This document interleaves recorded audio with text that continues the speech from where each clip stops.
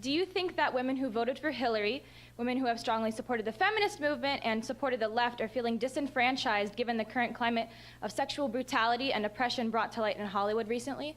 So I think that people have a willingness to blind themselves to facts that they don't want to see. And so what I've seen a lot is people saying, well, the problem of sexual harassment isn't unique to Hollywood and has nothing to do with our culture regarding sex, a leftist culture regarding sex. No, it has to do generally with men, right? It has to do generally with American society. It has to do generally with power relationships.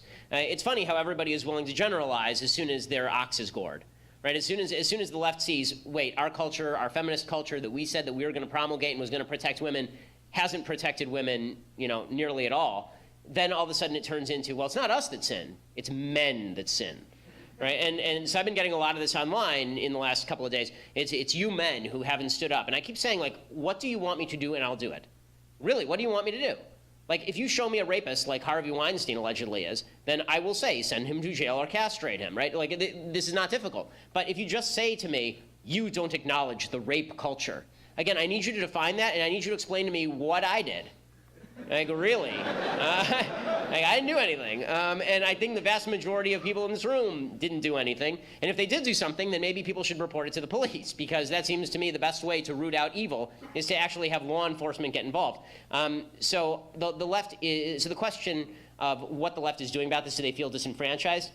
No, I think they're just going to blame the same people they always blame, because we're all in our own little bubbles. Should they feel disenfranchised? 100%. Because in a society that treats sex as transactional, in a society that basically reduces sex to any sort, just a physical transaction that is based solely on consent, it makes it very difficult to explain why it is that the casting couch in Hollywood is bad per se.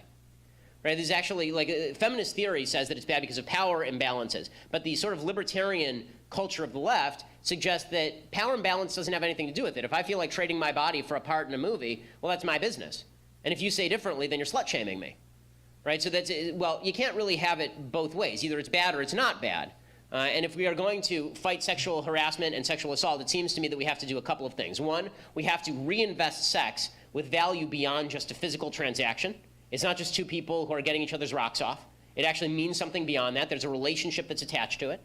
And beyond that, I think that we need to re-inculcate in men themselves, not just the teach men not to rape routine.